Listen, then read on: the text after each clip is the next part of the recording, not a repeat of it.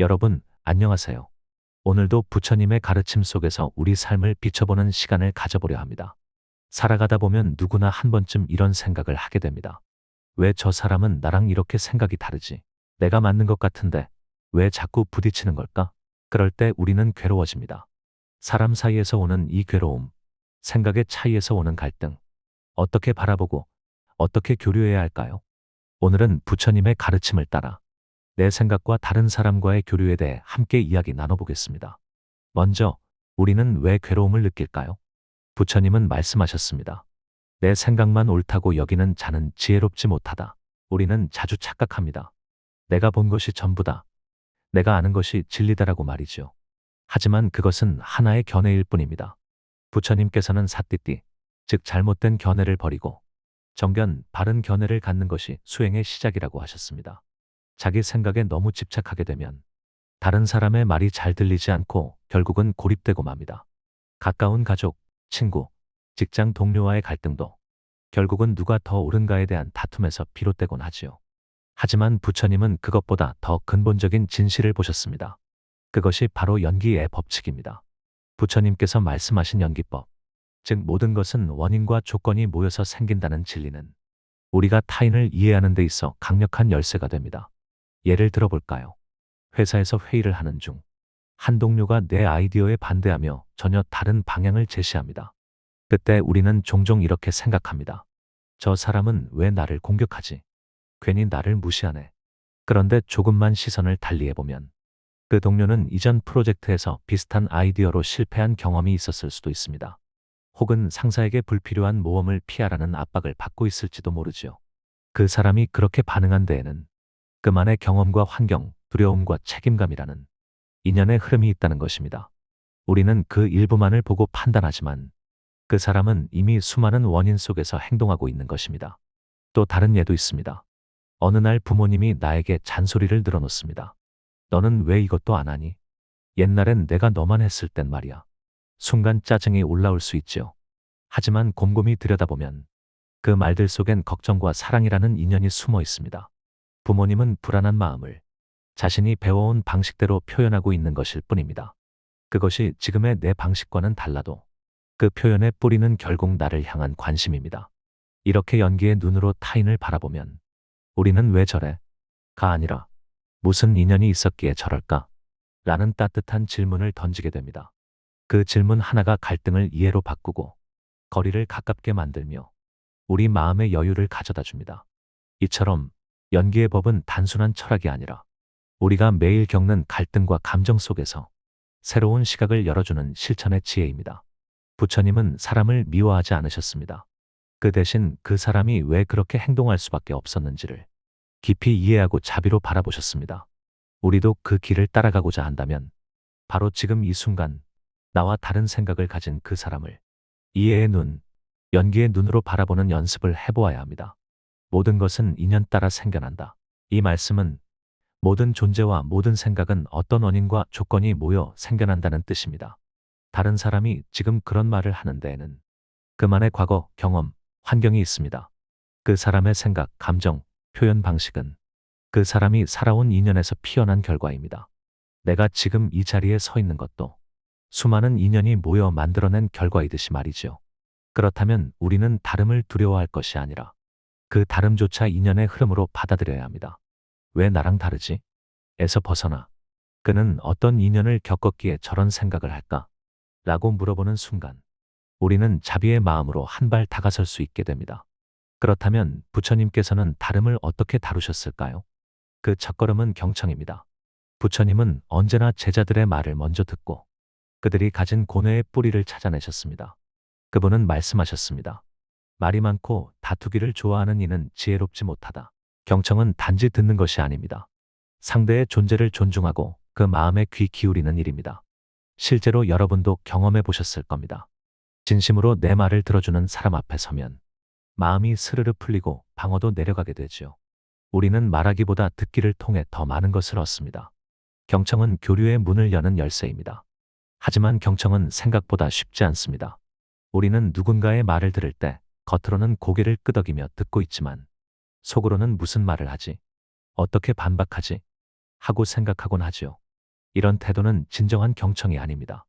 경청이란 말의 겉모습만 듣는 것이 아니라 그 말 뒤에 있는 그 사람의 마음을 듣는 것입니다. 예를 들어보겠습니다. 어느 날 친구가 와서 푸념을 늘어놓습니다. 아, 진짜 요즘 너무 힘들다. 다 지긋지긋해.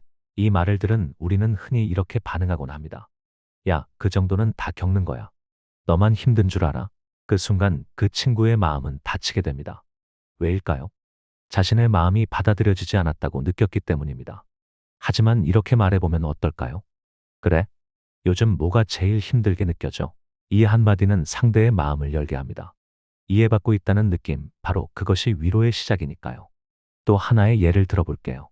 가정에서 부모와 자녀 간에도 이런 일이 많습니다. 부모가 자녀에게 잔소리를 하다가 자녀가 짜증을 내며 말합니다. 엄마는 맨날 나한테 뭐라고만 해. 내 말은 안 듣잖아.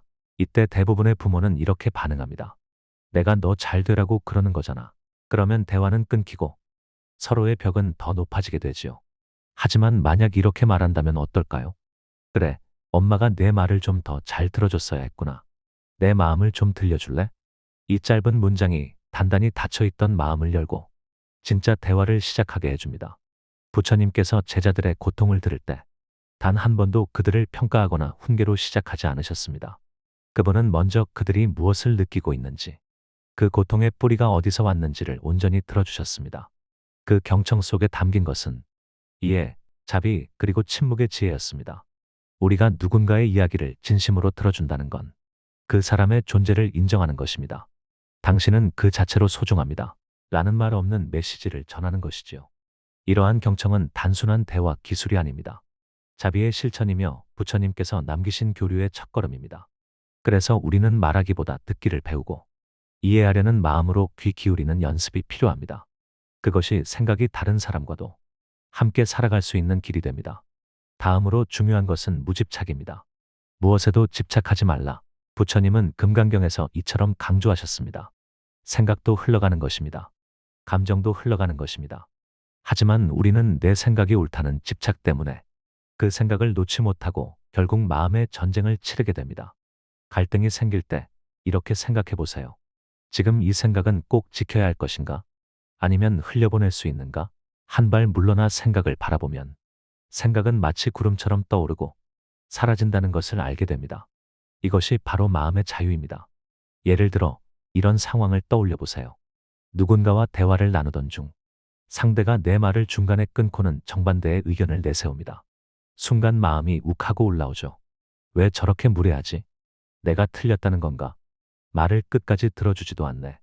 이때 우리의 마음은 아주 빠르게 방어와 공격의 상태로 돌입합니다. 하지만 바로 그 순간 잠시 멈춰서 자신에게 이렇게 물어보는 것입니다. 내가 이 말에 왜 이렇게 집착하는 걸까? 지금 이 순간 내 생각을 고수해서 얻는 것이 무엇일까? 그 질문은 우리를 감정의 전쟁터에서 한 걸음 물러서게 해줍니다. 마치 하늘을 바라볼 때 구름이 일시적으로 해를 가릴 수는 있어도 결국은 흘러가 사라지듯 우리의 생각과 감정도 잠시 머물다 가는 것일 뿐임을 알게 됩니다. 또 하나의 익숙한 예를 들어볼게요. 부부 사이에 종종 생기는 갈등입니다. 남편이 집안일에 소극적이어서 아내가 불만을 표현합니다. 당신은 왜 늘 내 말을 흘려듣는 거야? 그때 남편은 바로 반박합니다. 그렇게 말할 거면 나도 할 말 많아. 나라고 안 힘든 줄 알아? 이렇게 서로가 자기 입장을 놓지 못한 채 말다툼을 이어가다 보면 서로에게 상처만 깊어지고 정작 중요한 건 보이지 않게 됩니다.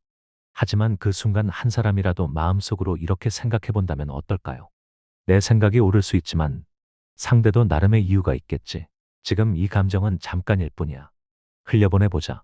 그러면 감정의 강물은 잔잔해지고 그 안에서 진짜 대화가 시작될 수 있습니다. 무집착이란 모든 걸 포기하거나 무기력하게 물러나는 것이 아닙니다. 집착을 내려놓는다는 건 더 큰 이해와 평화를 선택하는 지혜입니다. 부처님께서는 집착하는 마음이 고통의 근본 원인이라고 보셨습니다. 생각을 고수하려는 마음, 감정을 쥐고 놓지 않으려는 마음이 우리를 괴롭게 하고 사람 사이에 벽을 쌓아갑니다. 하지만 그 마음을 놓아보면 그 자리에 여유와 자유가 피어납니다. 생각은 지나갑니다. 감정도 지나갑니다. 오직 지금 이 순간을 알아차리는 그 마음만이 우리 안에 진짜 평화를 가져다 줍니다. 그리고 마지막으로 자비심으로 바라보는 연습입니다. 부처님은 말씀하셨습니다. 자기를 사랑하듯 남을 사랑하라. 이것이 자타불이, 나와 남이 둘이 아니라는 가르침입니다. 우리는 나만 소중하다고 여기는 마음 때문에 타인을 쉽게 미워하고 배척합니다. 하지만 그 사람도 나처럼 괴로워하고 있고 그 사람도 나처럼 사랑받고 싶어 한다는 것을 알게 되면 그 마음은 자연스럽게 부드러워집니다. 부처님께서 가장 안타깝게 여긴 것은 이해받지 못한 중생의 마음이었습니다. 우리는 누구를 이기기 위해 교류하는 것이 아닙니다. 서로를 이해하고 함께 살아가기 위해 교류하는 것입니다. 이제 잠시 눈을 감고 짧은 명상을 해보겠습니다. 마음속으로 이렇게 말해보세요. 나와 생각이 다른 그 사람도 나처럼 괴로움 속에 살아가고 있음을 이해합니다. 그에게 평안이 깃들기를 바랍니다. 그에게 자비가 머물기를 바랍니다. 그리고 나 자신에게도 이렇게 속삭여주세요. 나의 마음에도 평화가 머물기를, 내 안에 집착이 흘러가기를, 나는 이해할 준비가 되어 있습니다. 오늘 우리는 내 생각과 다른 사람과의 교류에 대해 부처님의 가르침을 따라 걸어보았습니다. 다름을 인정하고 경청하며 집착을 놓고 자비심을 갖는 것. 이 네 가지 실천이야말로 평화로운 교류의 시작입니다. 누구나 다름 속에 살아갑니다. 하지만 그 다름이 괴로움이 아니라 서로를 이해하는 씨앗이 되기를 바랍니다. 여러분 모두의 삶에 자비와 지혜가 늘 함께하기를 바랍니다. 감사합니다.